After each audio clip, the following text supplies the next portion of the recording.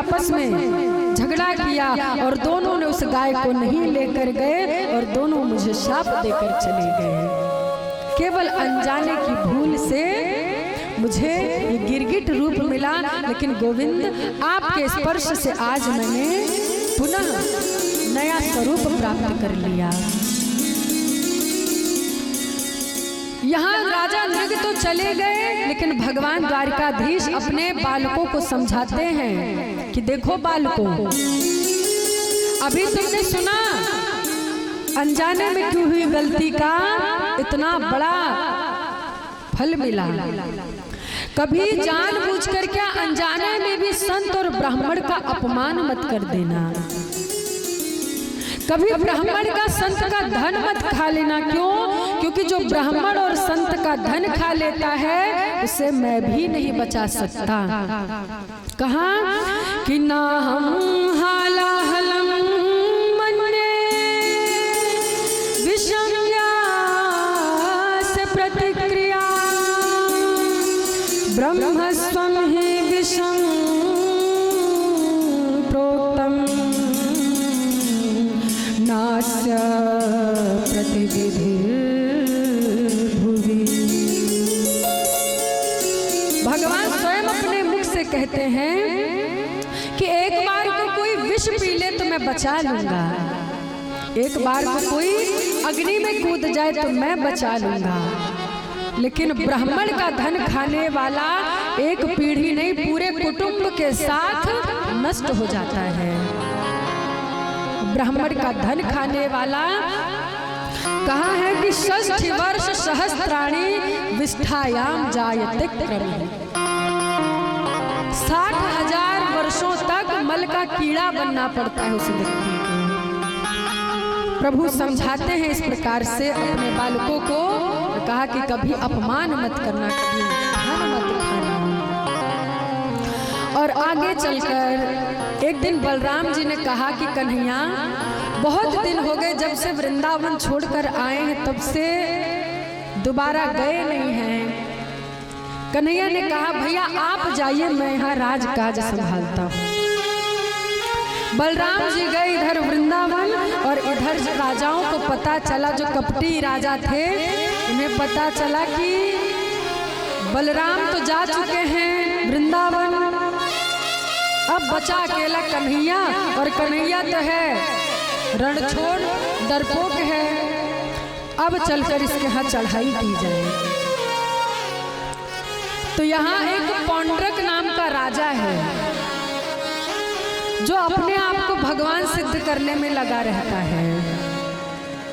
इसने भगवान जैसा अपना स्वरूप बना लिया है, नकली 4 हाथ, नकली शंख चक्र गदा पद्म, और यहाँ तक कि नकली गरुड़ भी बना लिया है।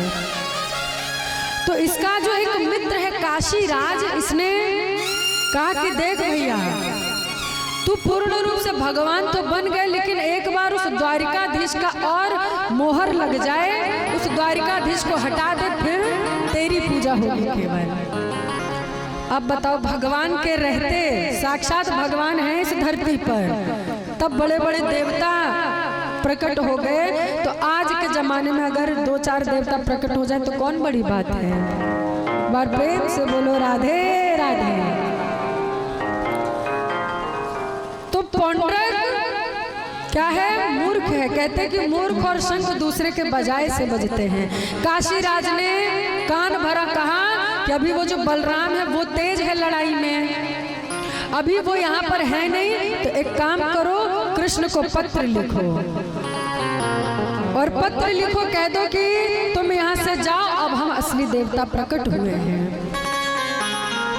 पत्र लिखा, दूत लेकर आए।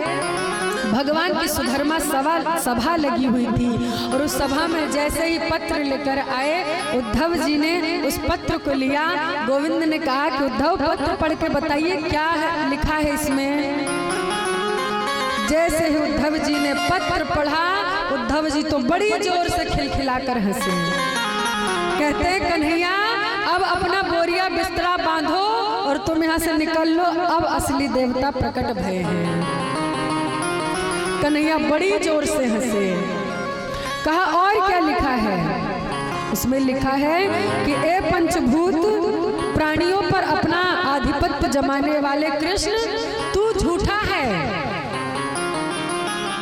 भगवान ने वासुदेव पौंड्रक को मुझे भेजा है यहाँ अब संसार का कल्याण करने के लिए, इसलिए तू अपना बोरिया बिस्तरा बांध और यहाँ से निकल ले। जो भगवान ने सुना तो हंसे और कहा कि जाकर अपने भगवान से कह दो कि उन्हें यहाँ आने का कष्ट करने की आवश्यकता नहीं है, तुम्हारे देवता के दर्शन के लिए हम स्वयं आएंगे। जो ये पत्र लेकर गए दूतों ने जाकर बताया, महाराज द्वारिकाधीश स्वयं आपके दर्शनों के लिए आएंगे। जो सुना पौंड्रक अपने मित्र काशीराज को कहने लग गया, क्यों रे मित्र, तूने मुझे फंसा दिया, तेरे कहने पे मैंने पत्र भेजा था, अब क्या होगा? कहा अरे तू डरता क्यों है, मैं तो हूं तेरे साथ, जो होगा सो देखा जाएगा। अब यहाँ भगवान चल दिए। अब जैसे ही प्रभु पहुंचे पौंड्रक के यहाँ, पौंड्रक ने जैसे ही देखा तो नकली गरुड़ बनवाया था, नकली गरुड़ का खटका दबाया और वो उड़न खटोला आकाश में उड़ने लगा। नकली 4 हाथ निकाल लिया, नकली शंख चक्र गदा पद्म निकाल लिया बटन दबाकर।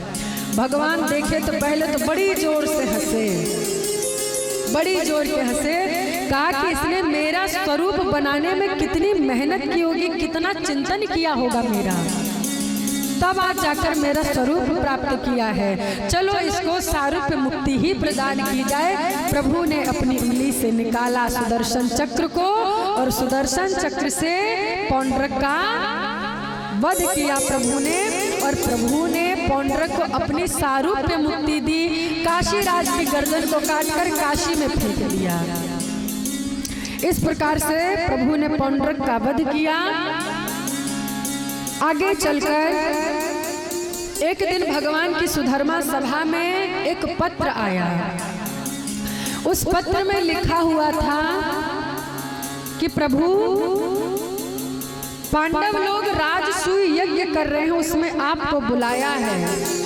उसी समय देवर्षि नारद जी आए, उन्होंने बताया कि जरासंध ने 20,800 ब्राह्मणों को बंदी बनाकर रखा है और जब तक आप नहीं पधारेंगे प्रभु, उन ब्राह्मणों की रक्षा नहीं होगी। प्रभु ने सोचा कि अब दोनों जगह एक समय पर दोनों स्थान पर कैसे पहुंचा जाए। तो प्रभु ने कहा कि जब तक पहले जरासंध का वध नहीं होगा, तब तक अगर किसी भी राजा की मोहर न लगे, तब तक राजसूय यज्ञ संपन्न नहीं होगा। तो इसलिए सबसे पहले प्रभु गए जरासंध के यहाँ और भीम के द्वारा जरासंध का वध करवाया। जब जरासंध मर गया, उसके बाद प्रभु पहुंचे राजसूय यज्ञ में।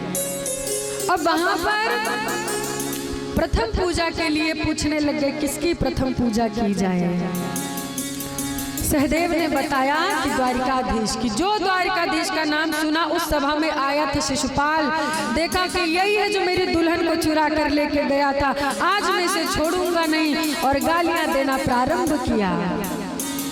प्रभु ने इसकी 100 गालियां क्षमा करने का वरदान दिया था, और जैसे ही 101वीं गाली हुई, प्रभु के हाथों से निकला सुदर्शन चक्र और शिशुपाल का वहीं पर अंत कर दिया। शिशुपाल के शरीर से दिव्य ज्योति निकली और प्रभु के चरणों में जाकर समा गई। अब यहाँ एक दिन परीक्षित जी ने पूछा कि हे सुखदेव बाबा, आपने बारंबार भगवान को दीन बंधु कहा है। एक बार सभी प्रेम से बोलेंगे राधे राधे। आपने बार बार प्रभु को दीन बंधु कहा है, तो ऐसा कोई है जिस दीन को प्रभु ने बंधु बनाया हो? सुखदेव जी ने कहा कि निस्संदेह प्रभु ने किसी पर कृपा करी है। और उसी समय सुखदेव बाबा को याद आ गए सुदामा जी। सुदामा जी याद आ गए। तो यहाँ पर देखिए, सुखदेव जी ने नाम नहीं बताया है सीधा, सबसे पहले विशेषण गिनाया। कहते हैं कि कृष्ण शासे सखा कश्चित् ब्राह्मणो ब्रह्मवित्तमः विरक्त इंद्रियार्थेषु प्रशांतात्मा जितेन्द्रियः। विशेषण गिनवाया पहले कहते हैं कि सुदामा जी का पावन परिचय देते हुए सुखदेव जी महाराज कहते हैं कि परीक्षित, भगवान श्री कृष्ण के परम मित्र हैं, कृष्ण शासित सखा परम मित्र हैं श्री सुदामा जी महाराज। और है कैसे? ब्राह्मणो ब्रह्मवित्तमः, कहते हैं कि केवल और केवल ब्रह्म वेत्ता नहीं है, केवल साधारण ब्राह्मण नहीं है, सर्व से श्रेष्ठ ब्रह्मवेत्ता ब्राह्मण है श्री सुदामा जी महाराज, ब्रह्मवित्तमः। और जो अपनी इंद्रियों से सदैव विरक्त रहते हैं, जिसके जीवन में कोई बंधन नहीं है, विरक्त इंद्रियार्थेषु और प्रशांत आत्मा जितेंद्रियः, बड़े शांत प्रवृत्ति के हैं।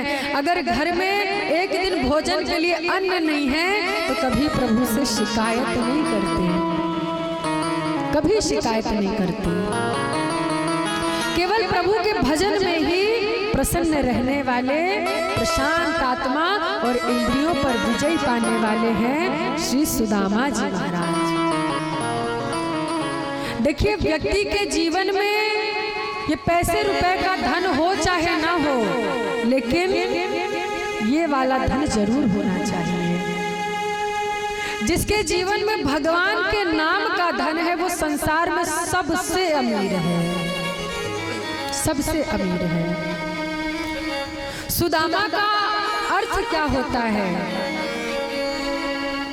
सु माने सुंदर और दाम अर्थात रस्सी, दाम अर्थात रस्सी। कहते हैं जिसके मन की रस्सी प्रभु से बंधी हो, प्रभु से जुड़ी हो, वही है सुदामा। और सुदामा जी के पास और कोई धन नहीं है, केवल और केवल भगवान नाम का धन है। ये धन ऐसा है कि इसे न कोई चोर चुरा सकता, न कोई डकैत ले जा सकता। आप इसे चाहे जितना बढ़ाओ, लेकिन ये कभी घटने वाला नहीं है, कभी खत्म होने वाला नहीं है। ऐसा धन है हमारे श्री सुदामा जी महाराज के पास। सुदामा जी के तो बड़े लंबे चौड़े विशेषण दिए, लेकिन जैसे ही सुशीला जी का परिचय देने की बारी आई तो कहते हैं कि दरिद्रा सीदमाना सवेपमानाभिगम्य च। यहाँ सुशीला जी को दरिद्रा कहा, क्यों? कहते जिसके भीतर संतोष ना हो वही है इस संसार में सबसे बड़ा दरिद्री। लेकिन जो सुशीला जी हैं वो केवल ये सोचती हैं कि मेरे बालक हैं, भूखे हैं, प्यासे हैं, इतने दिन के भूखे हैं, और घर की गृहिणी का काम है कि घर में